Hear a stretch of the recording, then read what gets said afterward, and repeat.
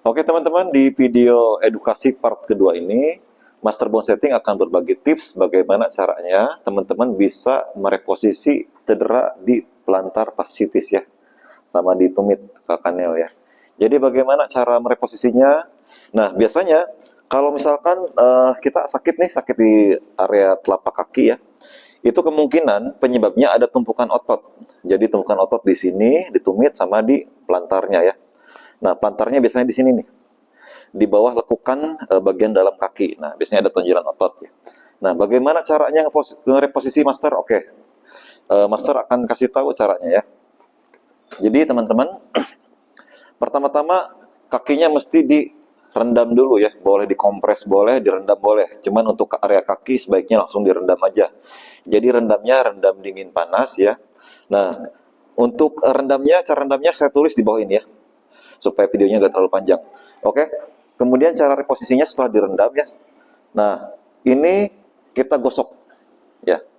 Istilahnya ini namanya elfurase ya, digosok. Oke, digosok, dilemesin ya. Kemudian ini sekalian mendeteksi area mana nih yang ada gerenjelan. Nah, kalau udah ketemu misalkan di sini, kita dorong ya. Ini pakai kepalan tangan kita dorong. Nah, tangan belakang ini sebagai penopang aja supaya nggak gampang geser tangannya. Jadi tarik ke atas ya. Nah, tarik terus dorong ya sampai si gerenjalannya ini atau tumpukan ototnya ini dia udah mulai agak lentur atau buyar. Nah, kalau misalkan masih ada nih, cara kedua kita pakai teknik cungkil ya. Nah, jadi dicoel ya, dicoel tumitnya ya, dicoel. Nah, kalau masih ada maka kita tepuk ya. Kita pakai shock terapi, jadi kita pukul. Dengan catatan, ankle-nya harus kita pegang. Nah, ya. Pukul teman-temannya, habis itu teman-teman gosok lagi aja. Oke. Nah, kemudian di bagian pelantar bagaimana, Master? Di bagian pelantar ini kita sama elfurase juga, kita gosok juga. Gosok, kita lemesin otot-ototnya ya. Nah, sambil kita mendeteksi, biasanya kalau ada gerenjelan, itu kerasa di tangan kita. Kok ada yang nyangkut? Nah, biasanya di sini nih. Nah, kemudian kepalan tangan pakai ya, kita gosok kurang lebih 3 detik ya. Oke, 1, 2, 3, sampai jari-jarinya nggak masalah.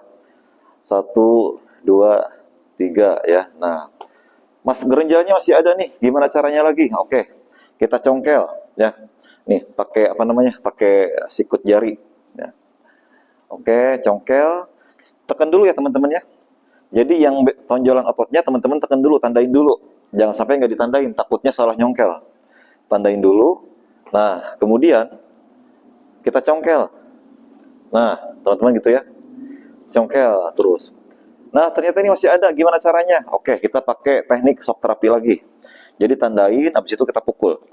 Ya. Nah, pukul gini teman-teman ya. Gitu. Habis itu gosok lagi ya. Jadi pembukaan dan penutupan teman-teman harus menggunakan metode gosok. Nah, seperti ini ya. Nah, kemudian untuk terapi tambahan supaya hasilnya lebih maksimal, teman-teman bisa tambahkan dengan terapi jalan di atas batu koral. Supaya apa? Supaya nanti kakinya lebih lentur lagi nanti ya, tonjolan ototnya.